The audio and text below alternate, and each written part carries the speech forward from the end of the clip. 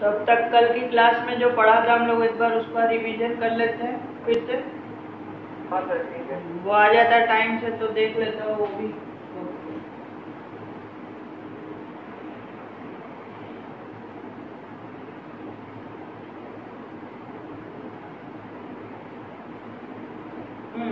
बताओ कोई प्रॉब्लम हो कल की क्लास से रिलेटेड तो पूछो।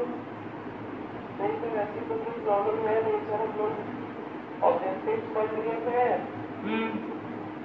और सर इम्पोर्टेंस पढ़ना था, ऑब्जेक्टिव्स तक हो गया था। नहीं है सर। तो अभी पीछे का कुछ एक बार पूछना हो तो बताओ, उसको स्टार्ट करें। तो पीछे का है सर मल्टी डायमेंशनल वाला एक बार कंपेयर कर दीजिए। ये किस में था, इम्पोर्टेंस में था? नहीं सर ये कैरेक्टरिस्टिक्स में था। कैरेक्टरिस्टिक्स में। तो कैरेक्टरिस्टिक्स में मैनेजमेंट की एक था कि मैनेजमेंट इज मल्टी डायमेंशनल। तो मल्टी डायमेंशनल का मतलब क्या होता है कि एक से ज़्यादा डायमेंशन के बारे में हमें सोचना पड़ता है। अगर हम एक अच्छे मैनेजर है तो हमको कई चीज़ों को एक साथ लेकर के अपने चलना पड़ता है। जैसे कि अगर हम किसी एक ही चीज़ को लेकर के या एक ही डायरेक्शन में सोचेंगे तो हमारा बिजनेस ज़रूरी नहीं कि सरवाइव कर पाए चेंजिंग इन्वायरमेंट में। क्योंकि एक पॉइंट हम लोग ने पढ़ा था कि डायनामिक भी होता है मैनेजमेंट जो है। तो डायनामिक का मतलब ही होता है कि बदलते इन्वायरमेंट के संग चेंज होना, और मल्टी डायमेंशनल का मतलब होता है कि एक से ज़्यादा दिशा में, एक से ज़्यादा डायरेक्शन में हमको सोचना चाहिए कि कैसे हम मैनेज चीज़ों को कर सकें।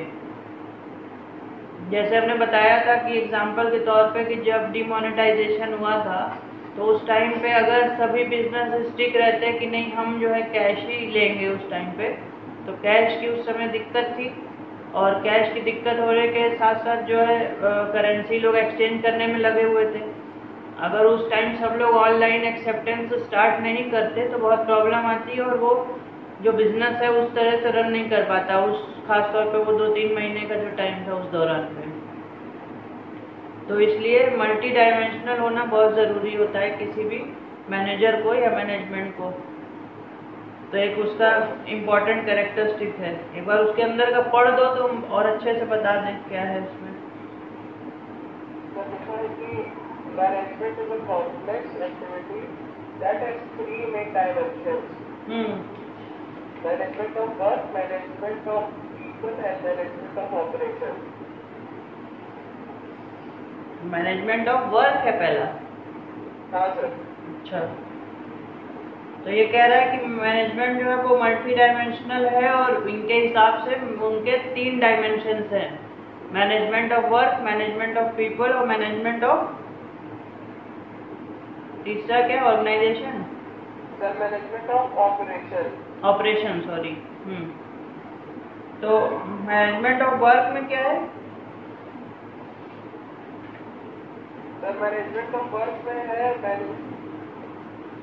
all organization exist for the performance of some work in a factory or product in manufactured in a garment, so a customer need is satisfied and in a hospital a patient is treated. नहीं समझ में आया, एक बार फिर से बोलना, सुनाई नहीं दिया।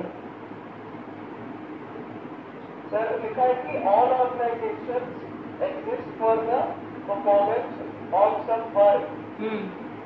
Likewise, in a factory, a product is manufactured in a garment store, customer need is satisfied, and in a hospital, a patient is treated. And in a hospital, a patient is treated. So, because of this, the management translates this work in terms of goals to be achieved. क्या लिखा है? तुम्हारी आवाज थोड़ी साफ नहीं आ रही है। सर लिखा है कि in this way management translates this work in terms of goals to be achieved. अच्छा ठीक। फिर मैनेजमेंट ऑफ पीपल में तो लोगों के बारे में होगा, लोगों का मैनेजमेंट कैसे होता है। हाँ सर, ह्यूमन रिसोर्स के बारे में। हाँ, और फिर तीसरा क्या है, मैनेजमेंट ऑफ ऑपरेशन, तो वो क्या है? Management of operation because no matter what the organization, it has some basic product or service to provide in order to survive. This requires a production process which entails the flow of input material and technology of transformation. तो मेरे हिसाब से तो देखो multi dimensional में जो 3 dimension ये कह रहे हैं, तो उसमें एक डायमेंशन जो वर्क को कह रहे हैं और दूसरा जो ये ऑपरेशंस को कह रहे हैं, ये बहुत ही आपस में इंटर रिलेटेड है, या इसको एक पॉइंट भी कहा जा सकता है। और दूसरा मैनेजमेंट ऑफ पीपल जो है वो एक डिफरेंट है, वो अलग है एक्चुअली में। मैनेजमेंट ऑफ वर्क जो है और मैनेजमेंट ऑफ ऑपरेशन है, ये बहुत ही ज़्यादा इंटर रिलेटेड है। तो ये कह रहा है कि किसी भी मैनेजमेंट के क्या होते हैं, 3 डायमेंशंस होते हैं, management of work, management of people और मैनेजमेंट ऑफ ऑपरेशंस। तो मैनेजमेंट ऑफ वर्क में ये कह रहा है कि बिजनेस जो भी चीज़ का होता है, अगर एक स्कूल रन कर रहा है तो उसका काम है कि स्कूल में सारी चीज़ें स्मूथली चले। तो उसके लिए क्या होता है, पहले से सारा टाइम टेबल बना होता है कि किस बच्चे का कौन सा क्लास कब चलेगा और अकॉर्डिंगली कौन सा टीचर कब किस क्लास में जाएगा, कितने बजे स्कूल स्टार्ट होगा, कितने बजे ओवर होगा, फर्स्ट क्लास कितने बजे शुरू होगा, कितने बजे ख़त्म होगा। इस तरह से सारी क्लासेस का पहले से सब कुछ डिफाइंड रहता है ना। तो मैनेजमेंट करने का एक सबसे ज़रूरी तरीका ये है कि जो भी वर्क किसी भी बिजनेस का है उसको वो अच्छे तरीके से परफॉर्म कर सके, उसको वो अच्छे तरीके से फुलफिल कर सके, ताकि उसका टाइमली सारी चीज़ जो है वो पूरी हो सके, जो भी उसके गोल्स हैं, और वो अपना जो भी टारगेट है उसको टाइम से अचीव करके अपने गोल्स और ऑब्जेक्टिव्स को फुलफिल कर सके। तो मैनेजमेंट ऑफ वर्क में यही कह रहा है कि सारी चीज़ों को जो है इकट्ठे ऐसे करके लेकर के चलना है कि सब कुछ एक साथ मिल करके हमको हमारे गोल्स या ऑब्जेक्टिव्स को अचीव करने में हेल्प करे। ठीक है।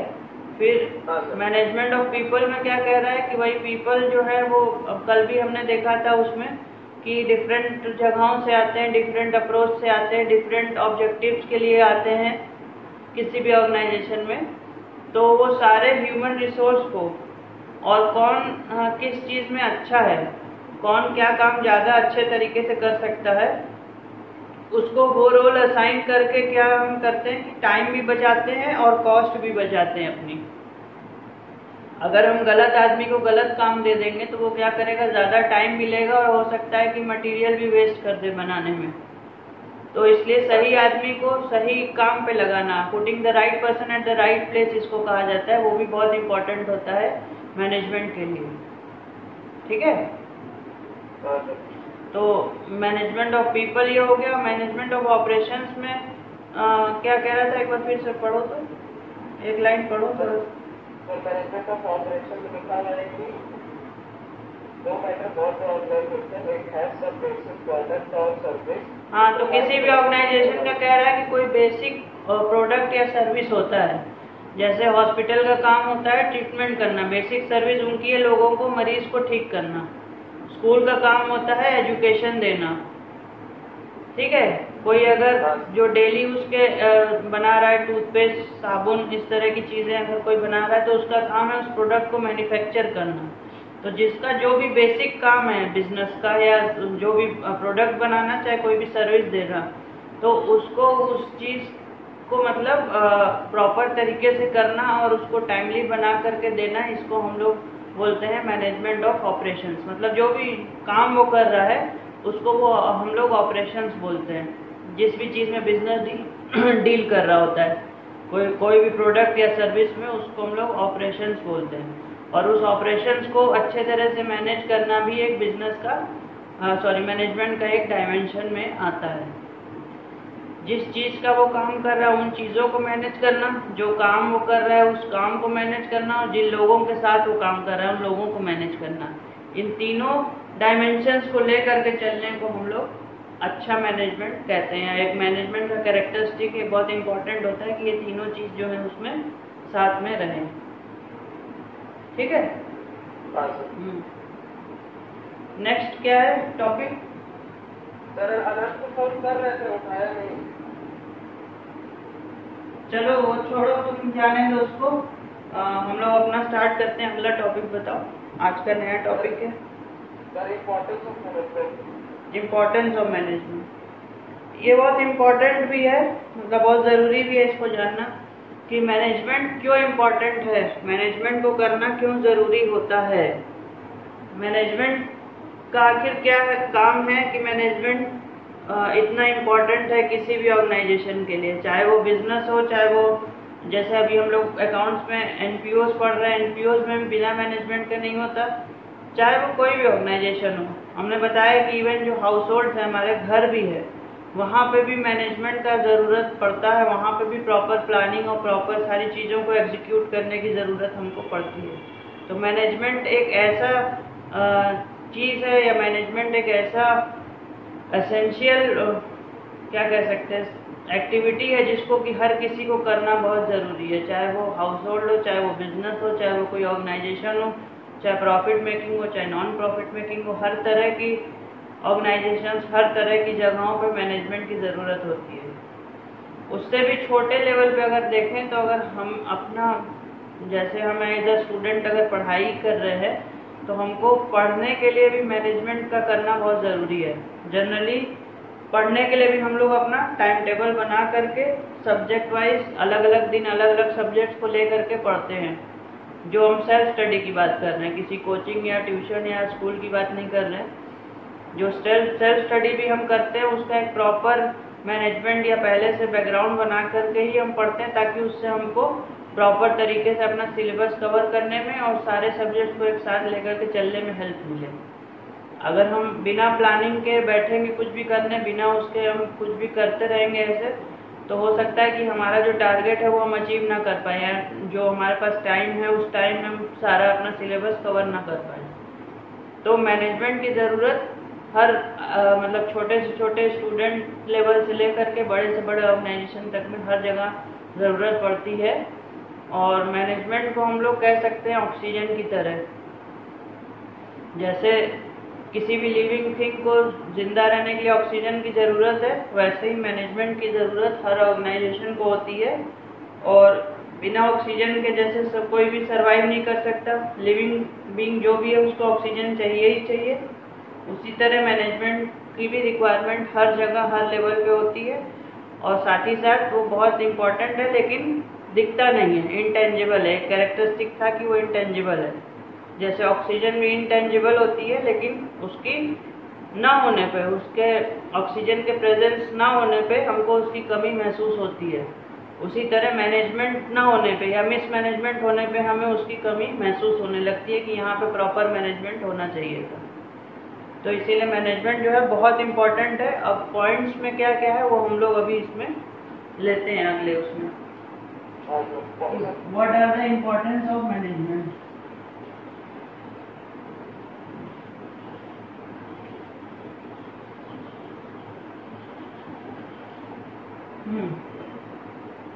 क्या है पहला? तो पहला पॉइंट है management helps in achieving good goals.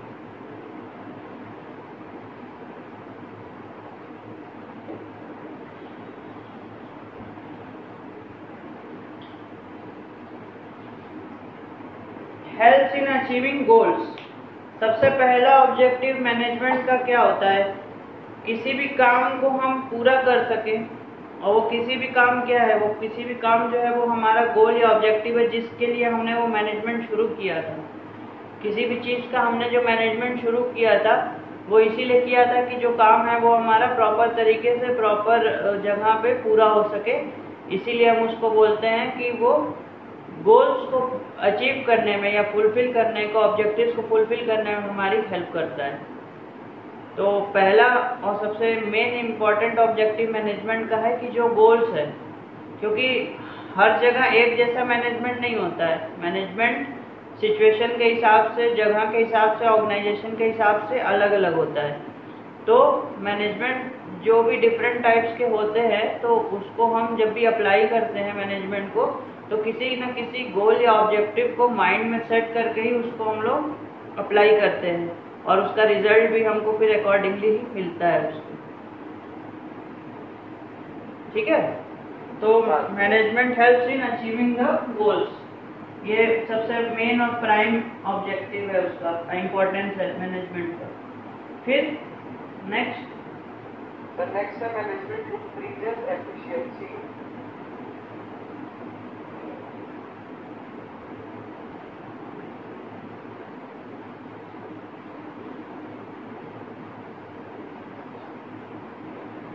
Efficiency को बढ़ाता है। मैनेजमेंट एफिशिएंसी को बढ़ाता है, बिल्कुल बढ़ाता है।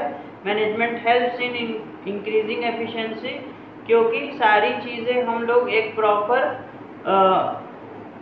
क्या बोलेंगे उसको, कि प्रॉपर हम लोग सेट ऑफ रूल्स तो नहीं कह सकते, प्रॉपर प्रोसीजर के तहत करते हैं हम लोग सारी चीज़ें। एक मैनेजमेंट के भी प्रोसीजर्स होते हैं, जिसमें प्रोसेस होता है, जिसमें कि कल हमने बताया था कि planning, organising, staffing, directing, controlling, ऐसे करके कई एक स्टेप्स होते हैं और स्टेप वाइज हम लोग सारी चीज़ें प्लान करके और प्रॉपर तरीके से उसको एग्जीक्यूट करते हैं और साथ ही साथ उसकी चेकिंग भी करते रहते हैं कि इसमें कोई दिक्कत तो नहीं आ रही, जो हमने सोचा था हम अपने प्लान से कहीं इधर उधर भटक तो नहीं थे। तो ओवरऑल शुरू से लेकर लास्ट तक वो सारी चीज़ें वेल प्लान्ड होती हैं, वेल ऑर्गेनाइज्ड होती हैं, तो इसलिए हमको अपने गोल्स को जल्दी और आसानी से अचीव करने में मदद मिलती है और साथ ही साथ एफिशिएंसी बढ़ती है। एफिशिएंसी क्या थी, कल हम लोग ने पढ़ा था स्टार्टिंग में, मैनेजमेंट के दो शब्द आए थे वहाँ पे, एफिशिएंट और इफेक्टिवनेस। तो एफिशिएंसी किसको रिप्रेजेंट कर रहा था वहाँ पे? Sir, efficiency refers to completing any task with minimum cost or resources. Minimum cost और रिसोर्सेज। तो मिनिमम कॉस्ट और रिसोर्सेज पे भी एक हमने बात किया था कि किसी भी ऑर्गेनाइजेशन या बिजनेस का मेन ऑब्जेक्टिव होता है कि मिनिमम प्राइस पे किसी प्रोडक्ट को वो बना ले और मैक्सिमम प्राइस पे उसको सेल कर सके, ताकि जो बीच का जो डिफरेंस है प्रॉफिट, वो उसका मैक्सिमम हो सके। तो अगर हम किसी काम को एफिशिएंसी से करेंगे तो वो क्या होगा, काम हमारा मिनिमम पॉसिबल कॉस्ट पे होगा। कॉस्ट को जितना हम बचा सकेंगे उतना ही किसी भी बिजनेस ऑर्गेनाइजेशन के लिए बहुत वो अच्छी चीज़ है। तो मैनेजमेंट हमको प्रॉपर एफिशिएंसी बढ़ाने में हेल्प करता है, हमारी एफिशिएंसी को बढ़ाता है काम को। उसमें एक चीज़ और भी है ना कि हम जो भी टास्क असाइन करते हैं मैनेजमेंट में, वो उसी आदमी को करते हैं जो उस काम में पहले से अच्छा है। तो हम ये जानते हैं कि कौन आदमी किस काम में अच्छा है। मैनेजर का काम यही होता है, ये पहचानना कि किस आदमी को क्या काम दिया जाए, वो किस काम में अच्छा है, और उसको वो काम दे करके हम क्या करते हैं कि उस जो पहले से उस काम में अच्छा है, तो वो ऑब्वियसली उस काम को बेहतर तरीके से और जल्दी करके देगा हमको। तो इसलिए एफिशिएंसी इंक्रीज होती है 100%। मैनेजमेंट अगर अच्छे से हो रहा है तो इंक्रीज होती है एफिशिएंसी। फिर next point, management creates a dynamic organisation.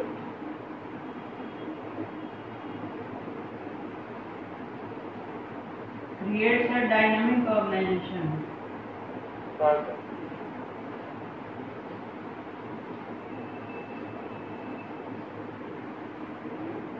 Dynamic पे हम लोग ने कल भी बात की थी। डायनामिक का मतलब ही होता है कि इन्वायरमेंट के चेंजेस के हिसाब से खुद को चेंज कर लेना, और मैनेजमेंट का काम ही यही होता है कि जो भी हमारे सिचुएशंस हो रहे हैं या इन्वायरमेंट में जो भी चेंजेस आ रहे हैं, उसके चेंजेस के अकॉर्डिंग हम अपने मैनेजमेंट करने के तरीक़ों में चेंज करें, जिससे कि हमारी एफिशिएंसी और इफेक्टिवनेस दोनों ही चीज़ें कम ना हो और हम प्रॉपर टाइम से अपने गोल्स और ऑब्जेक्टिव्स अचीव कर सकें।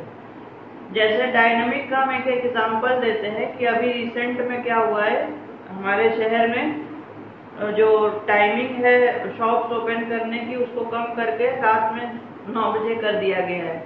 और पहले हमने देखा था पिछले साल वो टाइम कभी 7 बजे कभी 8 बजे भी था।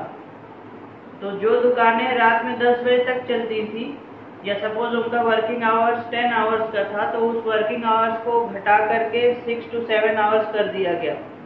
अब काम तो पूरा उतना ही करना है जितना 10 आवर्स में करना होता था।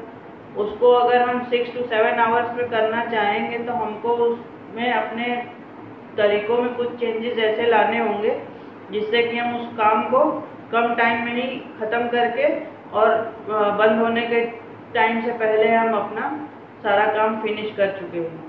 उसके लिए हमको क्या चाहिए होगा, प्रॉपर मैनेजमेंट चाहिए होगा। जब तक कि प्रॉपर मैनेजमेंट नहीं होगा तो हम उसको चेंज को अपने जो भी इन्वायरमेंट में हो रहा है उसको हम एक्सेप्ट नहीं कर पाएंगे, या उस चेंज के अकॉर्डिंग हम अपने आप को ढाल नहीं पाएंगे। तो मैनेजमेंट क्या करता है, अच्छा मैनेजमेंट या अच्छा मैनेजर क्या करता है, ऑर्गेनाइजेशन को डायनेमिक बना देता है। डायनेमिक का मतलब है कि वो चेंज होती रहती है मैनेजमेंट की टेक्निक्स डिपेंडिंग अपॉन जो भी इन्वायरमेंटल में चेंजेस आ रहे हैं, उन चेंजेस के हिसाब से टेक्निक में चेंजेस होते रहते हैं। ये तो कुछ एक्सटर्नल फैक्टर्स हैं। दो तरह के फैक्टर्स होते हैं जो इफेक्ट करते हैं किसी भी ऑर्गेनाइजेशन को, एक एक्सटर्नल और एक इंटरनल। तो ये तो एक्सटर्नल फैक्टर्स हैं कि सरकार ने कुछ नया नियम लगा दिया, या बाहर से टेस्ट प्रेफरेंसेस में कुछ चेंज आ गई, लोगों के नया कोई प्रोडक्ट आ गया, नया टेक्नोलॉजी आ गया, वो तो बाहरी चीज़ें हो गई। कुछ चीज़ें होती हैं इंटरनल होती हैं। जैसे इस समय प्रॉब्लम फैली हुई है, लोगों को कोरोना इस टाइम पे बहुत ज़्यादा हो रहा है, तो अगर हमारे ऑर्गेनाइजेशन में सपोज 10 लोग हैं काम करने वाले, उनमें से 2 को कोरोना हो गया है, तो अब तो हमारे पास 8 ही लोग हैं, लेकिन काम तो पूरा ही करना है। जो 10 लोग करते थे वो काम को पूरा ही करना है।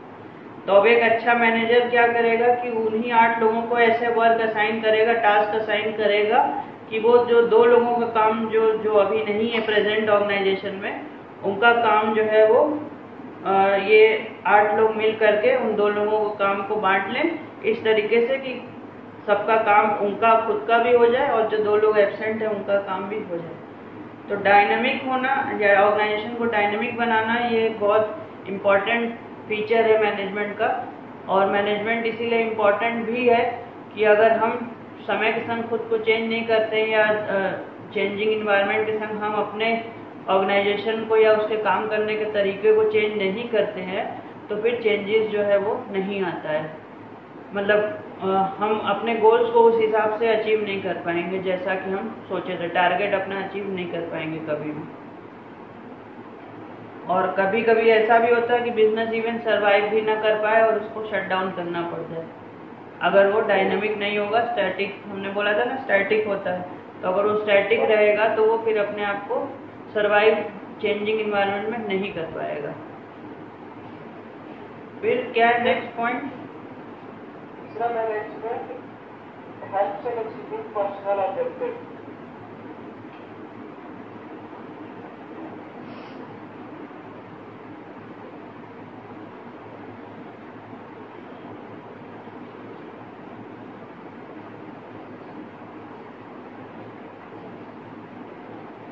इसके बारे में भी हम लोग ने कल बात किया था। 3 तरह के ऑब्जेक्टिव थे, एक था हमारा ऑर्गेनाइजेशनल ऑब्जेक्टिव, एक था हमारा सोशल ऑब्जेक्टिव और एक था पर्सनल ऑब्जेक्टिव। तो पर्सनल ऑब्जेक्टिव को भी फुलफिल करने में मैनेजमेंट हमारी हेल्प करता है, ये एक उसकी इम्पोर्टेंस होती है। जो हमने बताया था कि डिफरेंट लोग होते हैं, डिफरेंट बैकग्राउंड से आते हैं, डिफरेंट प्लेसेस से आते हैं, डिफरेंट टाइप का एजुकेशन, डिफरेंट टाइप का फैमिली बैकग्राउंड, डिफरेंट कल्चर से आ रहे होते हैं और डिफरेंट अप्रोचेस लेकर के आते हैं किसी भी ऑर्गेनाइजेशन में। किसी को कैरियर के लिए आता है, किसी को पैसे की ज़रूरत होती है इसलिए आता है, कोई उस काम को एंजॉय करता है इसलिए आता है वहाँ पे। सबके अपने अपने डिफरेंट अप्रोचेस होते हैं, इतना डिफरेंसेस को साथ में लेकर के चलना। और जो भी पर्सन किसी ऑर्गेनाइजेशन में किसी भी ऑब्जेक्टिव को लेके आया अपने मन में, चाहे वो अपने कैरियर के पॉइंट ऑफ व्यू से आया है, चाहे पैसे के उससे आया है, चाहे इंटरेस्ट के उससे आया है, उस रीज़न को पहचान करके उस ऑब्जेक्टिव को फुलफिल करना एक अच्छे मैनेजर का काम होता है। एक अच्छा मैनेजमेंट जो होता है वो पर्सनल ऑब्जेक्टिव्स को एकदम फुल्ली इग्नोर नहीं करता। हाँ, लेकिन पर्सनल ऑब्जेक्टिव्स को कभी भी ऑर्गेनाइजेशनल ऑब्जेक्टिव के ऊपर रख के उसको अचीव नहीं किया जा सकता या उसको इग्नोर नहीं किया जा सकता ऑर्गेनाइजेशनल ऑब्जेक्टिव्स को बिकॉज ऑफ पर्सनल ऑब्जेक्टिव्स। लेकिन पर्सनल ऑब्जेक्टिव्स को भी साथ ही साथ फुलफिल करना है। इनफैक्ट कि तीनों ऑब्जेक्टिव जो थे ऑर्गेनाइजेशनल, सोशल और पर्सनल, तीनों को साथ लेकर के ही चलने का नाम जो है वो मैनेजमेंट है। उसके बिना मैनेजमेंट जो है वो प्रॉपर तरीके से फंक्शन नहीं कर सकता और कोई भी ऑर्गेनाइजेशन जो है वो डेवलप नहीं कर सकती। पर्सनल ऑब्जेक्टिव्स के फुलफिल ना होने से क्या होता है, बहुत ज़्यादा डिससेटिस्फैक्शन रहता है एम्प्लॉयज़ में और एम्प्लॉयज़ मन लगा के उस हिसाब से काम नहीं करते हैं। तो इसलिए कि ये बहुत इम्पॉर्टेंट है मैनेजमेंट के लिए कि वो पर्सनल ऑब्जेक्टिव्स को फुलफिल करे। फिर नेक्स्ट नेक्स्ट है management helps in development of society. Helps in development of society, ये फिर दूसरा ऑब्जेक्टिव आ गया। ये पर्सनल ऑब्जेक्टिव आ गया, ये सोशल ऑब्जेक्टिव आ गया। यहाँ पे जहाँ पे भी कोई बिजनेस ऑर्गेनाइजेशन काम कर रही होती है जो कि एक अच्छे लेवल की बड़ी ऑर्गेनाइजेशन है, तो हम छोटा एग्जांपल देते हैं। जो छोटे छोटे दुकानदार हैं जो बहुत बड़ा कुछ हेल्प नहीं कर सकते हैं या नहीं कर पाते हैं, तो वो क्या करते हैं, जैसे कि ये आता है हमारा सावन का महीना आता है, उसमें जो यात्री आते हैं पैदल चल के कांवरिया, और उनके लिए वो लोग क्या करते हैं, छोटे छोटे स्टॉल्स में पानी की अरेंजमेंट कर देते हैं, शरबत का अरेंजमेंट कर देते हैं, कुछ फ्रूट्स वगैरह का अरेंजमेंट कर देते हैं, जो कि बहुत एक्सपेंसिव भी नहीं होता। और एक छोटे छोटे स्टॉल पे लगा देने से उनको क्या लगता है कि वो एक तरह से सोसाइटी को हेल्प कर रहे हैं। कुछ लोग हैं जो कि ये मुस्लिम जो जाते हैं हज पे, तो हज पे जाने के लिए उनको स्पॉन्सर कर देते हैं, या उनके हज पे से आने जाने के टिकट्स का अरेंजमेंट कर देते हैं, चाहे वहाँ पे कुछ रहने के लिए व्यवस्था कर देते हैं। और अपने बनारस में अगर हम लोग एग्जाम्पल के तौर पे देखें तो बहुत से साउथ इंडियंस हैं जिन्होंने कि यहाँ पे क्या कर रखा है, प्रॉपर्टी खरीद रखी है, और जो साउथ से आने वाले लोग हैं जो यहाँ पे दर्शन या पिलग्रिमेज के लिए आते हैं साउथ से यहाँ पे, तो उनके लिए वो स्पेशल उन्होंने खोल रखा है यहाँ पे। मतलब लोकल लोग या दूसरे नॉर्थ इंडियंस को नहीं अलाउड है उसमें रहना, लेकिन अगर कोई भी साउथ इंडियन आएगा तो उसको बहुत ही चीप रेट में वहाँ पे रहने के लिए मिल जाएगा, इवन खाने के लिए भी बहुत बार मिल जाता है। तो ये मतलब वो तो इंडिविजुअल्स भी कई बार करते हैं, लेकिन अगर ऐसा कुछ भी काम कोई बिजनेस कर रहा हो एज अ सोशल रिस्पॉन्सिबिलिटी के तौर पे, जो CSR हमने बताया था कल, तो वो कहीं ना कहीं डेवलपमेंट ऑफ सोसाइटी में हेल्प कर रहा है। अगर उसने कोई स्कूल खोला है, कोई कॉलेज खोला है, कोई हॉस्पिटल खोला है, उसने कुछ और कहीं किसी गांव की रोड बनवाने में हेल्प कर दी है, ट्रांसपोर्टेशन में हेल्प कर दी है, या कुछ नहीं किया है तो उसने अगर वहाँ पे अपना सेटअप लगा करके 10 लोगों को, 20 लोगों को, 1000 लोगों को नौकरी दी है, तो वो भी एक बहुत बड़ा सोसाइटी का हेल्प करना ही है, या सोसाइटी के डेवलपमेंट का ही काम है। डेवलपमेंट ऑफ सोसाइटी में ही ये सारी चीज़ें आती हैं। तो एक अच्छा मैनेजमेंट जो है वो डेवलपमेंट ऑफ सोसाइटी के बारे में जरूर सोचता है और कुछ ना कुछ ऐसे काम करता है जिससे कि सोसाइटी डेवलप होती रहे, साथ साथ बिजनेस डेवलप होता रहे और साथ साथ सोसाइटी डेवलप होती है।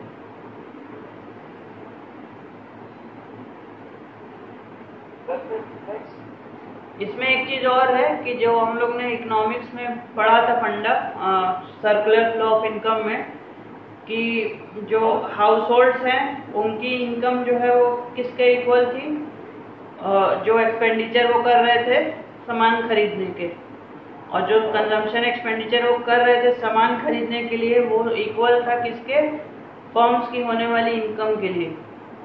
तो अगर कोई भी बिजनेस अपने आसपास रहने वाले हाउस होल्ड्स को डेवलप करेगा तो वो एक तरह से क्या कर रहा है, वो अपने बिजनेस को भी ग्रो करने में हेल्प कर रहा है। और दूसरा इसका एक एस्पेक्ट ये भी है कि लोगों की नज़र में उस प्रोडक्ट की या उस फर्म की, उस बिजनेस की इमेज अच्छी बन जाती है, तो लोग सोचते हैं कि हम इनसे ही प्रोडक्ट खरीदें क्योंकि ये तो लोगों की मदद भी करते हैं। तो डेवलपमेंट ऑफ सोसाइटी के बारे में कोई भी अच्छा बिजनेस या कोई भी अच्छा मैनेजमेंट होगा तो वो उसको ज़रूर कंसिडर करेगा, और डेवलपमेंट ऑफ सोसाइटी को वो लेकर के ही चलता है अपने साथ। फिर नेक्स्ट क्या है,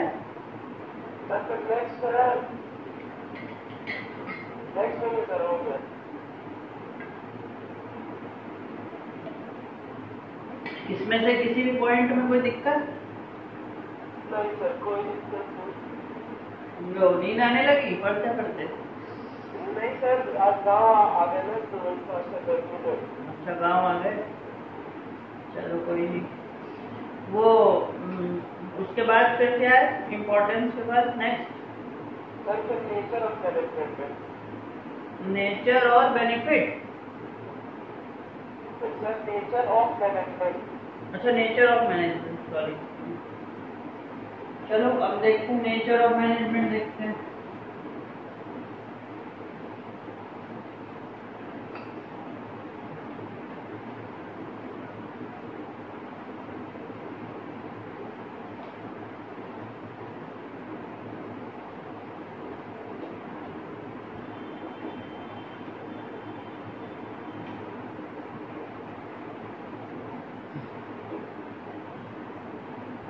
चैप्टर का नाम ही था nature and significance of management. तो सिग्निफिकेंस मतलब होता है इम्पोर्टेंस।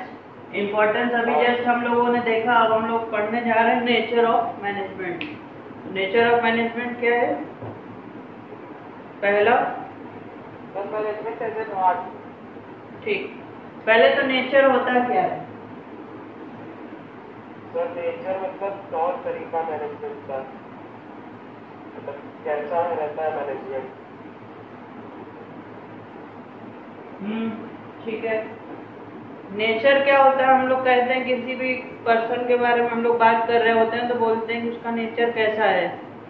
या बच्चे आप लोग जो है स्टूडेंट, वो टीचर के नेचर के बारे में बात करते हैं। टीचर कैसा है? टीचर खड़ूस है, टीचर अच्छा है, टीचर खराब पढ़ाता है, टीचर को पढ़ाने नहीं आता है, या टीचर बहुत अच्छा पढ़ाता है।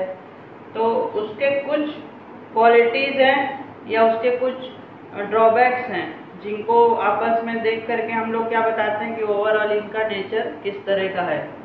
तो नेचर होता है जो कि किसी भी चीज के बारे में, किसी पर्सन के बारे में हमको बताता है कि वो कैसा है। तो पहला है जो नेचर, वो कहता है कि management as a art. Management को लेकर के एक्चुअली बहुत ज़्यादा वो है, लोग डिफरेंट लोगों के अलग अलग ओपिनियंस हैं और सबके ओपिनियंस कुछ कुछ क्या बोलें, किसी फैक्ट पे बेस्ड है, इसलिए वो अपनी जगह पे सब चीज़ें सही हैं। तो पहला नेचर है मैनेजमेंट एज एन आर्ट। अब आर्ट क्या होता है? What is an art? Art मतलब चेंज होते रहना, बदलते रहना। वो तो डायनामिक हो गया। और आर्ट का सिंपल सा मतलब जो होता है, लोग कहते हैं आर्टिस्ट, मतलब अपने आप में बदलाव करके नई नई चीजें ट्राई करना। नहीं, बहुत सही नहीं है, बहुत सेटिस्फैक्ट्री आंसर नहीं है, इसलिए इसको नहीं मानेंगे फिलहाल। यहाँ पे आर्ट एज अ सब्जेक्ट जो लोग लेते हैं, या आर्ट हम लोग जो बचपन में पढ़ते थे या जानते थे, तो वो क्या होता है आर्ट? आर्ट का हिंदी मतलब क्या होता है? कला। और कला का मतलब क्या होता है? किसी में भी क्या हुनर है, क्या कला है, क्या आर्ट है। कोई गाने में अच्छा होता है, कोई जो है डांसिंग में अच्छा होता है, कोई टीचिंग में अच्छा होता है, कोई किसी और चीज़ को, बिजनेस को मैनेज करने में एज अ मैनेजर अच्छा होता है। किसी के अंदर कोई क्वालिटी होती है, किसी के अंदर कोई क्वालिटी होती है। तो सबके अंदर डिफरेंट टाइप्स की क्या होती है? आर्ट होती है। मैनेजमेंट आर्ट कैसे है? How management is an art?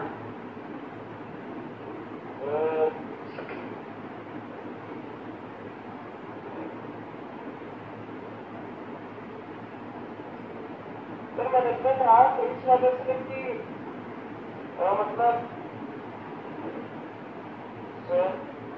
Sir कोई भी अगर मैनेजमेंट में मैनेजर होगा सर वो डिफिकल्ट जॉब में सर मतलब अपने ऑब्जर्वेशन और एक्सपीरियंसेस के हिसाब से काम करेगा और अपने आप को मतलब सर उस हिसाब से नई नई चीजें ट्राई करेगा। वेरी गुड, काफी क्लोज है आंसर के, बहुत ही क्लोज है। थोड़ा सा और हम उसमें जाते हैं। आर्ट क्यों है? क्योंकि ये ह्यूमन बींग्स पे बेस्ड है।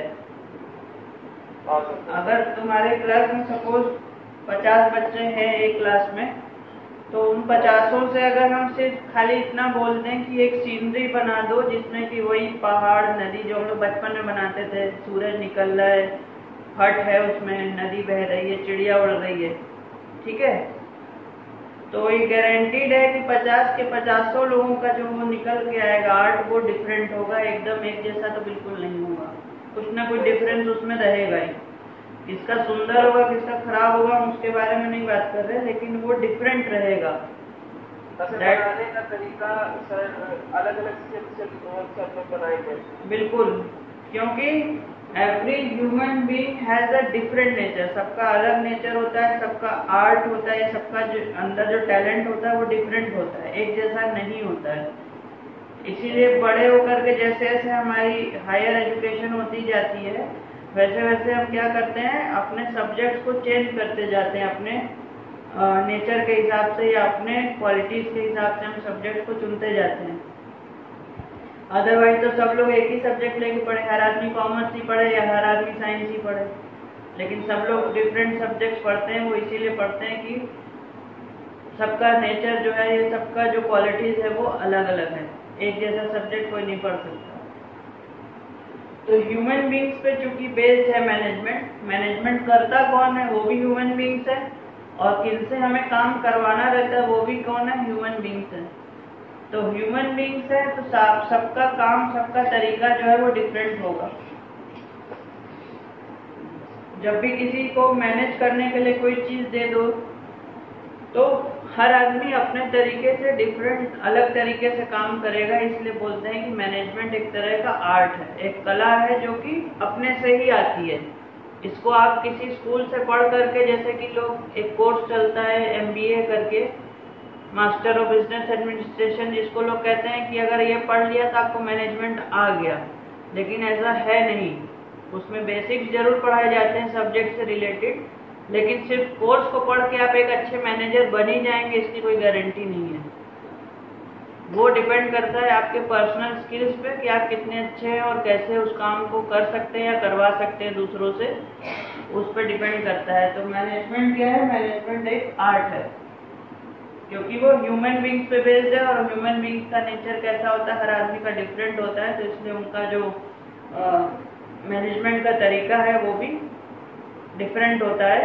और इसीलिए कुछ लोगों का तर्क ये है, कहना ये है कि मैनेजमेंट एक तरह का आर्ट है। ठीक? हाँ सर, ठीक है। फिर दूसरा होगा मैनेजमेंट एज साइंस। हाँ सर, दूसरा मैनेजमेंट एज साइंस। अब साइंस क्या होता है सर? साइंस मतलब research, facts, knowledge about things, laws. अरे उसमें से पढ़ो मत, अपने से बताओ सर। मतलब सर साइंस मतलब सर किसी भी चीज पर बेस्ड ऑब्जर्वेशन, किसी भी चीज पे किया हुआ एक्सपेरिमेंट। गुड। बेसिकली साइंस वो होता है जो बेस्ड होता है किसी भी फैक्ट पे बेस्ड होता है। साइंस में जितनी भी चीजें हम लोग पढ़ते हैं वो एकदम फॉर्मूले पे या किसी चीज पे, किसी थ्योरी पे वो बेस्ड होती है, और 100% उसी पे खरी भी उतरती है। जैसे बचपन में हम लोग पढ़ते थे कि दो मॉलिक्यूल हाइड्रोजन का और एक मॉलिक्यूल ऑक्सीजन का मिलाएंगे तो वो H2O ही बनेगा।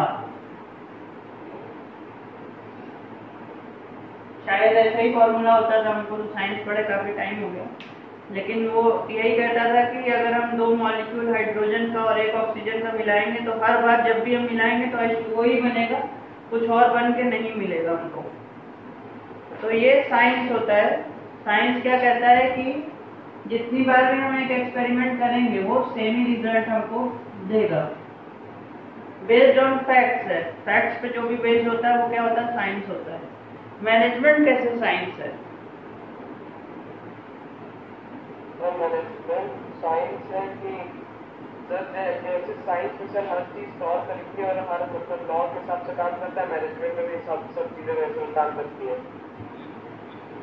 काफी हद तक सही जवाब है, एकदम ही ऑलमोस्ट सही है बल्कि, लेकिन ऐसा होता नहीं है। लेकिन कुछ लोगों का ऐसा मानना है, और कुछ लोग हैं जिन्होंने मैनेजमेंट के प्रिंसिपल्स भी दिए हैं, तो उनका कहना है कि जो भी मैनेजमेंट है वो उन प्रिंसिपल्स पे ही चलती है। जो मेन हम लोग को पढ़ना है अपने सिलेबस में वो है टेलर के और फेवल के, दो लोगों के प्रिंसिपल्स हैं, प्रिंसिपल्स ऑफ मैनेजमेंट, जो कि उन्होंने खुद कहीं पे काम करके, खुद ऑब्जर्व करके बनाए हैं, और उनका कहना है कि इन प्रिंसिपल्स के आधार पे ही मैनेजमेंट काम करता है और इन प्रिंसिपल्स के आधार पे ही मैनेजमेंट चलता है। तो उनके हिसाब से क्या है कि मैनेजमेंट जो है वो एक साइंस है जो कि प्रिंसिपल्स पे बेस्ड है, और हर बार ऐसा अप्लाई करने पे वैसा ही रिजल्ट हमको मिलेगा। उनके हिसाब से ऐसा उनका कहना है। तो उनका तर्क है कि मैनेजमेंट जो है वो एज अ साइंस है। ठीक? फिर नेक्स्ट क्या है सर? फिर है management as a profession. Management as a profession. अब प्रोफेशन क्या होता है?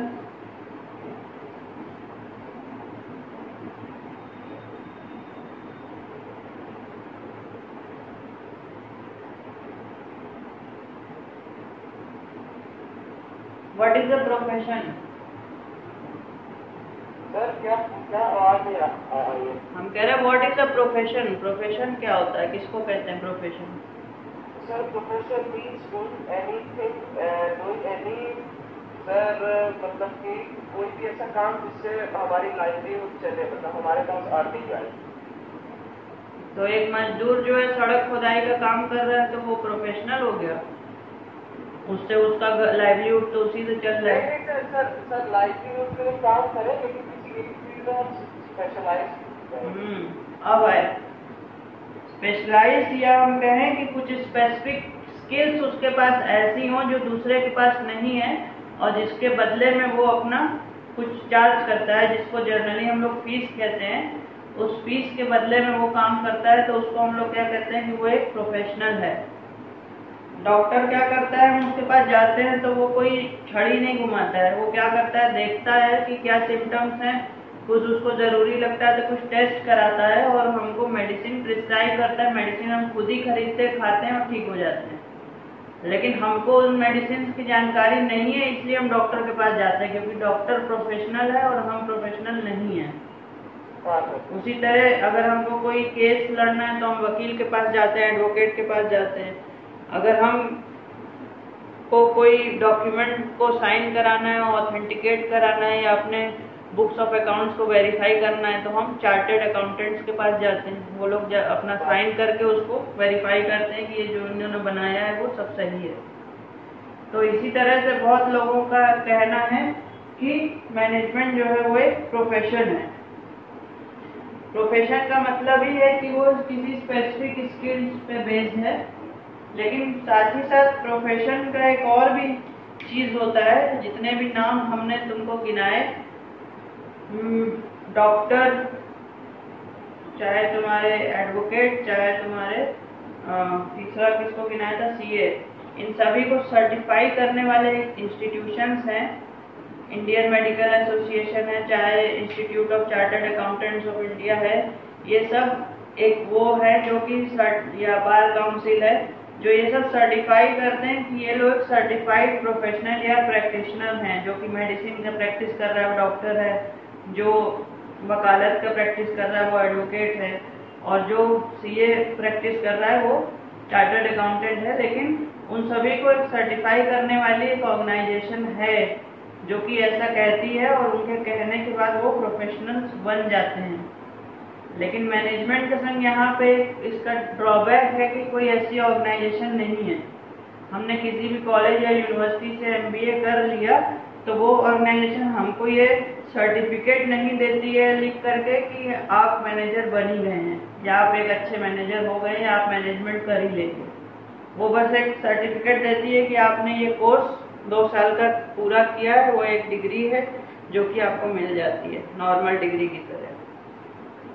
ये एक प्रोफेशनल डिग्री में नहीं आता है। अभी तक कोई ऐसी ऑर्गेनाइजेशन नहीं है जो इसको सर्टिफाई कर दे कि आप जो है मैनेजर बन ही गए हैं, यहाँ से कोर्स करके या यहाँ से पढ़ाई करके आप मैनेजर बन ही गए। ऑल्दो मैनेजर बनने के लिए स्पेशल स्किल्स की रिक्वायरमेंट होती हैं, और मैनेजर जो होता है वो मतलब हर कोई नहीं मैनेजमेंट का काम कर सकता है। जिनके पास वो स्पेसिफिक स्किल्स होती हैं, साथ ही साथ डिग्री होती है, वही लोग आगे बढ़ पाते हैं या वही लोग अच्छे मैनेजर बन पाते हैं, ये तो तय है। लेकिन कोई भी ऐसी ऑर्गेनाइजेशन नहीं है बाकी प्रोफेशंस की तरह जो कि सर्टिफाई कर दे कि ये एक्चुअली में एक प्रोफेशन है ही है। ठीक है, इसमें एक ये चीज़ है। और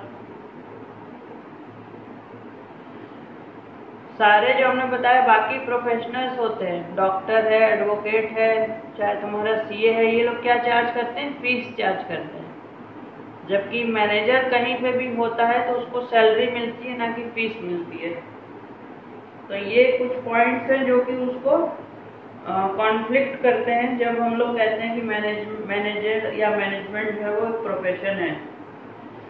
तो कुछ लोगों के हिसाब से प्रोफेशन है भी, क्योंकि इसमें स्पेशल स्किल्स की रिक्वायरमेंट होती है और भी चीज़ों की ज़रूरत पड़ती है। इसमें फॉर्मल ट्रेनिंग मेथड होता है, बहुत सी चीज़ें होती हैं। लेकिन कुछ चीज़ें ऐसी हैं जो ये भी कहती हैं कि मैनेजमेंट प्रॉपर प्रोफेशन नहीं है, 100% प्रोफेशन जिसको कहते हैं वो नहीं है। फिर Sir, means there are some levels of management. इसमें और कुछ नहीं है, मतलब इतना ही है बस? नहीं सर, इसमें बस इतना ही है। और सर सर थोड़ा सा वो क्या है कि how management is a profession, how management is a science. Points दिए हैं, हाँ सर पॉइंट, तो उन पॉइंट्स को डिस्कस कर लेते हैं एक एक करके। पढ़ लो। मैनेजमेंट एज अ साइंस में क्या है, एज एन आर्ट में क्या है point? Management can be said to be an art since it satisfies the following criteria. पहला क्या है? Sir existence of theoretical knowledge. Existence of theoretical knowledge. हाँ सर। तो पहला है किसी भी आर्ट का भी थ्योरेटिकल नॉलेज होना जरूरी है। अगर बचपन में याद हो, हम लोग ड्राइंग का क्लास जो करते थे छोटे क्लास में, जिसमें हमको टीचर ड्राइंग सिखाती थी, तो उसमें भी हमको कुछ बेसिक बताए जाते थे। या अगर हम कोई म्यूजिक बजाते हैं, सपोज अगर हम गिटार ही बजाते हैं, तो उस गिटार बजाने में भी हमको गिटार का टीचर पहले कुछ थ्योरेटिकल चीजें हमको बताता है कि ये गिटार का बॉडी है, ये ऐसे बजता है, या इसमें इतने सुर लगते हैं, इस तरह की चीजें हमको बताई जाती हैं। तो आर्ट में भी थ्योरी कुछ होती है, उस थ्योरी के बेसिस पे फिर आगे के काम लोग करते हैं। तो मैनेजमेंट भी थ्योरी पे बेस्ड होता है, कुछ थ्योरीज है जिस पे मैनेजमेंट बेस्ड होता है। फिर नेक्स्ट पर्सनलाइज्ड एप्लीकेशन का मतलब वही है कि ये ह्यूमन बीइंग्स पे बेस्ड है और हर आदमी का अप्लाई करने का तरीका, मैनेजमेंट को करने का तरीका या मैनेजमेंट को अप्लाई करने का तरीका क्या होता है, डिफरेंट होता है, क्योंकि वो पर्सनलाइज होता है। हमने बताया था अभी थोड़ी देर पहले कि ऐसे अगर हम सीनरी बनाने को दें तो हर आदमी का डिफरेंट बन के आएगा।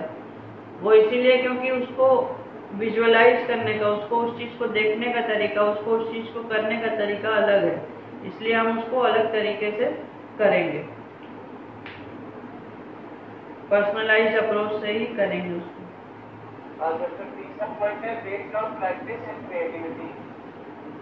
बेस्ड ऑन प्रैक्टिस और क्रिएटिविटी। किसी भी आर्ट को जितना प्रैक्टिस करो वो उतना बेहतर होती जाती है। जितने भी सिंगर है, डांसर है, या कोई भी म्यूजिशियंस है, कोई भी पेंटर है, वो सब क्या करते हैं, रेगुलर बेसिस पे कुछ ना कुछ करते रहते हैं, डेली बेसिस पे, तभी जा करके वो एक लेवल से ऊपर या उससे अच्छे वो आर्टिस्ट बनते हैं, जिनको हम लोग कहते हैं। या इवन एक्टर्स भी जो है, टीवी एक्टर्स, अगर वो एक्टिंग ना करें, एकदम से 5 साल में उठ के एक मूवी बनाने चले, तो शायद वो उतनी अच्छी एक्टिंग ना कर पाए जितनी कि वो रेगुलर बेसिस पे प्रैक्टिस करने से करते रहते हैं। तो पॉइंट क्या था, एक बार फिर से बोलो।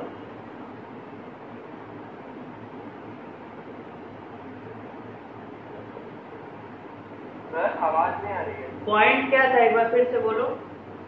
Based on creativity and practice. हाँ, तो सुनाई दिया जो हमने बोला कि नहीं कुछ सुनाई दिया? क्रिएटिविटी और प्रैक्टिस पे बेस्ड होता है कोई भी आर्ट जो होता है। जैसे कहते हैं ना कि आर्ट उतना ही निखरता है जितना उसको प्रैक्टिस करो, उसी हिसाब से कोई भी आर्ट उतना अच्छा होता जाता है जितना हम उसको प्रैक्टिस करते जाते हैं। चाहे वो कोई भी म्यूजिशियन हो, डांसर हो, पेंटर हो, वो जितना उस आर्ट को प्रैक्टिस करता है उतना ज्यादा उसका आर्ट वो बेहतर होता जाता है। तो मैनेजमेंट भी एक ऐसा आर्ट है जिसको जितना ज्यादा प्रैक्टिस करो, जितना ज्यादा आप मैनेजमेंट करते रहोगे, डिफरेंट चीजों को, डिफरेंट सिचुएशंस को आप जितना हैंडल कर चुके होगे, उतना बेहतर तरीके से आप मैनेजमेंट कर सकोगे किसी भी ऑर्गेनाइजेशन का। तो प्रैक्टिस या उसका रिपीटिशन होना बहुत जरूरी होता है, बार बार। फिर क्या है नेक्स्ट?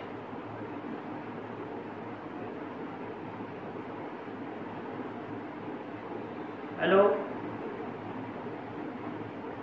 हाँ सर। नेक्स्ट क्या है फिर? नेक्स्ट साइंस वाला पॉइंट है systemised body of systemised body of knowledge होता है साइंस में। साइंस में क्या होता है, सारी चीजें किसी रूल्स, प्रिंसिपल्स या ऑब्जर्वेशन से बेस्ड होती हैं। पहले से लोग उस पर एक्सपेरिमेंट कर चुके होते हैं और हर बार एक्सपेरिमेंट करने पे वही रिजल्ट आता है, इसीलिए उसको कहते हैं सिस्टमाइज या सिस्टमैटिक बॉडी ऑफ नॉलेज होता है साइंस में। तो मैनेजमेंट भी इसीलिए साइंस है क्योंकि वो सिस्टमैटिक बॉडी ऑफ नॉलेज पे बेस्ड है, क्योंकि उसकी भी एक अलग लेवल की पढ़ाई होती है और उसके भी कुछ प्रिंसिपल्स और रूल्स बने हुए हैं जिनको कि लोगों का, कुछ लोगों का मानना है कि वो रूल्स अप्लाई करने पे हमको वही सेम रिजल्ट हर बार मिलता है। फिर नेक्स्ट, The next point है principles based on experimentations. Principles based on experimentation. हाँ, तो एक्सपेरिमेंट करके हमने पढ़ाते समय बताया था कि जो फेयोल या टेलर थे उन लोग ने खुद के ऊपर एक्सपेरिमेंट किए थे या खुद ऑब्जर्वेशन करके उन प्रिंसिपल्स को बनाया था। कोई खुद फैक्ट्री में काम करके वो चीज को देखता था, ऑब्जर्व करके उन्होंने प्रिंसिपल बनाया, या कोई किसी ने मतलब काम ना करके दूर से ही ऑब्जर्व किया कि अगर हम ऐसे काम करवा रहे हैं तो वर्कर्स कैसे रिस्पॉन्ड कर रहे हैं, और दूसरे तरीके से काम करा रहे हैं तो कैसे रिस्पॉन्ड कर रहे हैं। इस तरह से कई अलग अलग तरीकों से उनसे काम करा के उन्होंने वो प्रिंसिपल्स को डेवलप किया कि वर्कर्स के काम करने के लिए ये तरीके जरूरी हैं। तो एक्सपेरिमेंट पे बेस्ड होता है जैसे साइंस, वैसे ही एक्सपेरिमेंट्स पे जो है बेस्ड है तुम्हारा ये मैनेजमेंट भी। मैनेजमेंट भी डिफरेंट टाइप के एक्सपेरिमेंट्स करने के बाद ही उसके प्रिंसिपल्स जो है वो निकल करके आते हैं। तो ये एज अ साइंस भी है मैनेजमेंट। फिर नेक्स्ट आखिरी पॉइंट है यूनिवर्सल वैलिडिटी। यूनिवर्सल वैलिडिटी जो है वो साइंस में तो होती है, लेकिन मैनेजमेंट में यूनिवर्सल वैलिडिटी नहीं होती है, ना पॉसिबल है उसका होना। यूनिवर्सल वैलिडिटी वही था जो अभी हमने बोर्ड पर लिखा था कुछ देर पहले कि हाइड्रोजन के 2 मॉलिक्यूल और ऑक्सीजन के 1 मॉलिक्यूल को मिलाने पे हमको हमेशा H2O ही मिलेगा। ये प्रूवन है और हर बार यही रिजल्ट मिलता है H2। ये मतलब यूनिवर्सल है। या सन जो है वो ईस्ट से ही निकलेगा, ये हम लोग पढ़ते हैं, ये यूनिवर्सल फैक्ट है, ये साइंस है, ये कभी चेंज नहीं होगा। लेकिन मैनेजमेंट में 100% हमेशा हर बार वही चीजें हो, ये पॉसिबल नहीं है, क्योंकि ये बेस्ड होता है ह्यूमन बीइंग्स पे, और ह्यूमन बीइंग्स का कोई भी बिहेवियर जो है वो हमेशा एक जैसा नहीं होता है। अभी जैसे कि एक पैंडेमिक फैला हुआ है, तो उस पैंडेमिक के वजह से बहुत से लोगों का काम करने का तरीका बदल गया होगा, या कुछ लोग अगर वो मतलब फाइनेंशियली स्टेबल हैं तो जॉब छोड़ के भी इस टाइम पे बैठे हुए हैं, क्योंकि उनको बाहर जाके रिस्क, लाइफ को रिस्क में डालने से अच्छा लग रहा है कि घर में बैठ के सेफ रहें। तो ह्यूमन बीइंग का नेचर जो है वो चेंज होता रहता है समय के हिसाब से। तो यूनिवर्सल जो क्या है, यूनिवर्सल पॉइंट क्या था बेटा? वैलिडिटी। यूनिवर्सल वैलिडिटी जो होती है वो साइंस की तो होती है, साइंस के एक्सपेरिमेंट्स की होती है, लेकिन मैनेजमेंट की यूनिवर्सल वैलिडिटी हो ऐसा कहा नहीं जा सकता। जो मतलब थ्योरी अप्लाई हो रही है इंडिया में मैनेजमेंट करने के लिए वही सेम अप्लाई होगी, यूएसए में भी वही सेम अप्लाई होगी, साउथ अफ्रीका में भी, ऐसा नहीं कहा जा सकता। वो चेंज हो सकता है या होता ही है एक्चुअली में, क्योंकि लोगों का जो है काम करने का तरीका, सोच, तो सारी चीजें डिफरेंट होती हैं। फिर next as a profession. Profession में सर 4 पॉइंट है। Sir well defined body of knowledge. Well defined body of knowledge होता है प्रोफेशन का भी, मैनेजमेंट का भी है। किसी भी प्रोफेशन की एक पढ़ाई होती है, जैसे डॉक्टरी की पढ़ाई करने के लिए MBBS होता है, इंजीनियरिंग की पढ़ाई करने के लिए जो है तुम्हारा इंजीनियरिंग की पढ़ाई लोग पढ़ते हैं, बैचलर ऑफ इंजीनियरिंग होता है, बीटेक बोलते हैं जिसको आजकल, ठीक है। उसके अलावा फिर वकालत पढ़ने के लिए जो है लॉ होता है, पढ़ने के लिए LLB होता है, LLM होता है। तो इसी तरह से मतलब हर प्रोफेशन को पढ़ने का एक डिफरेंट बॉडी ऑफ नॉलेज होता है। तो उसी तरह मैनेजमेंट की पढ़ाई पढ़ने के लिए भी मास्टर ऑफ बिजनेस एडमिनिस्ट्रेशन नाम का कोर्स होता है, या इवन बैचलर्स में भी चलता है BBA, bachelors of business administration. तो डिफरेंट कोर्सेज हैं, और भी बहुत से कोर्सेज हैं मैनेजमेंट के, तमाम कोर्सेज हैं जो इस समय रन कर रहे हैं, जो कि कहते हैं कि वो हम आपको एक स्पेसिफिक बॉडी ऑफ नॉलेज पढ़ा रहे हैं मैनेजमेंट का। तो मैनेजमेंट का भी एक स्पेसिफिक बॉडी ऑफ नॉलेज होता है जैसे कि अदर प्रोफेशंस में होता है। तो ये पॉइंट तो वैलिड है।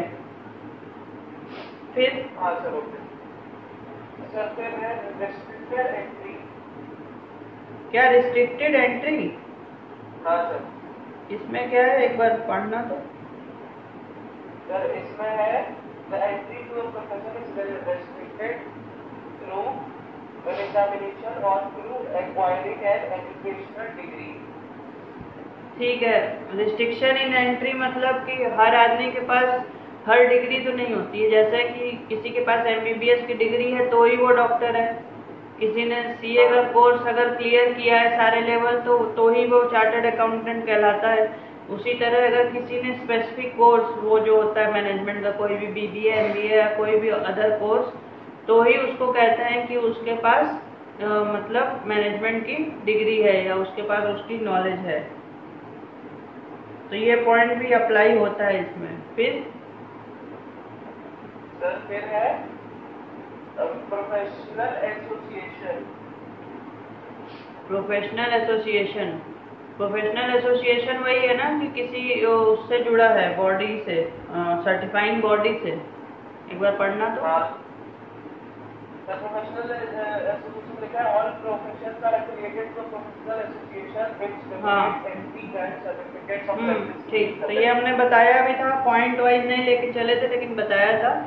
उसमें क्या है कि हर प्रोफेशन का एक सर्टेन इंस्टीट्यूशन होता है जो कि सर्टिफाई करता है, एक सर्टिफिकेट देता है कि आप इस चीज़ के प्रोफेशनल हो गए हैं। डॉक्टरी हो, वकालत हो, चाहे वो कुछ भी हो, उनका वो सर्टिफिकेट दे देता है कि आप ये हो चुके हो। लेकिन मैनेजमेंट का अभी तक कोई ऐसा इंस्टीट्यूशन नहीं है जो ये सर्टिफाई कर सके कि ये मैनेजर हो ही गया या ये एक अच्छा मैनेजर बन ही जाएगा। तो इसलिए ये पॉइंट अप्लाई नहीं करता है एज अ प्रोफेशन का, जो कि अदर प्रोफेशन में अप्लाई करता है लेकिन मैनेजमेंट में नहीं करता है। फिर ethical code of conduct. Ethical code of conduct, ethical code of conduct क्या होता है कि जब भी हम किसी चीज़ को करते हैं तो उसको करने का एक प्रॉपर तरीका होता है और उसका एक मतलब लेवल होता है कि आदमी उसी लेवल के हिसाब से ही चलता है, अपनी पढ़ाई को लेकर के, अपने एजुकेशन को लेकर के, उसके लिए या बाकी चीज़ों को भी। जैसे फॉर एग्जांपल अगर आपको मेडिसिन डॉक्टर बनना है तो आपको क्लास 11th में ही फिजिक्स, केमिस्ट्री, बायोलॉजी लेना ही पड़ता है। 11th 12th आप उसको पढ़ोगे तभी आप MBBS कर सकते हो। अगर आपने MBBS किया हुआ है तभी आप MS कर सकते हो। लेकिन मैनेजमेंट में ऐसा नहीं है, बिल्कुल भी नहीं है। अगर आपने बैचलर ऑफ आर्ट्स BA किया हुआ है तो भी आप MBA कर सकते हो। अगर आपने BCom किया हुआ है तो भी आप MBA कर सकते हो। अगर आपने BTech किया हुआ है तो भी आप MBA कर सकते हो। अगर आपने MBBS किया है तो भी आप MBA कर सकते हो। और अगर आपने जो मैनेजमेंट का प्रॉपर कोर्स है BBA तो भी आप मैनेजमेंट कर सकते हो आगे। इसमें क्या लिखा है एक बार पढ़ दो। एक चीज और है जो मिस हो रही है हमसे। All professions are bound by a code of conduct which guides the behavior of its members. For example, take the oath of ethical practice at the time doctors enter their profession. ठीक है, तो 3 Idiots movie में वो बोलती है, वो बोलता है ना उससे, करीना कपूर से उसको देखने के लिए बोलता है, तो वो बोलता है कि डॉक्टर्स को ओथ दिलाई जाती है कि जब भी हम किसी पेशेंट को देखेंगे तो पहले उसका ट्रीटमेंट करेंगे, बाकी सब चीज़ों को भूल करके। तो उनका एक कोड ऑफ कंडक्ट होता है, मतलब उनका एक काम करने का तरीका होता है जो कि किसी चीज़ पे बेस्ड होता है। मूवी देखी है कि नहीं तुमने 3 Idiots? हाँ सर, देखिए।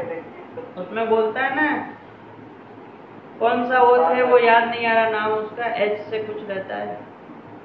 तो खैर एनीवेज जो भी है, तो एथिकल कोड ऑफ कंडक्ट का मतलब होता है कि जब भी आप किसी प्रोफेशन में होते हो या आप जब प्रोफेशन को पूरा कर लेते हो तो आपको एक ओथ दिलाई जाती है कि जब भी आप काम करोगे तो उन्हीं एथिक्स के हिसाब से करोगे, उन्हीं कोड ऑफ कंडक्ट के हिसाब से काम करोगे जिसका आपको ओथ दिलाया गया है।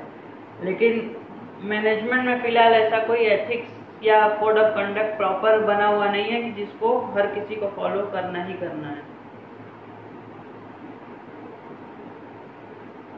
ठीक, हाँ सर, ये हो गया सर। ये सर इम्पोर्टेंस नेचर यहाँ पे खत्म हो गया। नेचर खत्म हो गया, इम्पोर्टेंस खत्म हो गया। अब क्या क्या बचा है इस चैप्टर में? सर लेवल्स ऑफ मैनेजमेंट है। लेवल्स ऑफ मैनेजमेंट, फिर उसके बाद तो लेवल्स ऑफ मैनेजमेंट के बाद है आपको फंक्शंस ऑफ मैनेजमेंट। अच्छा, फंक्शंस ऑफ मैनेजमेंट, हाँ। फिर उसके बाद फंक्शंस के बाद सर कोऑर्डिनेशन है, और कोऑर्डिनेशन के बाद फिर कैरेक्टरिस्टिक्स ऑफ कोऑर्डिनेशन और इंपॉर्टेंस ऑफ कोऑर्डिनेशन। अच्छा, फिर चैप्टर शायद खत्म हो गया। हाँ सर, फिर खत्म हो गया। ठीक। तो इन चीज़ों को जो भी है, सारी चीज़ों को हम लोग नेक्स्ट क्लास में लेंगे। आज की क्लास के लिए इतना ही काफ़ी है, ठीक है। नेक्स्ट क्लास में हम लोग इसको देखेंगे।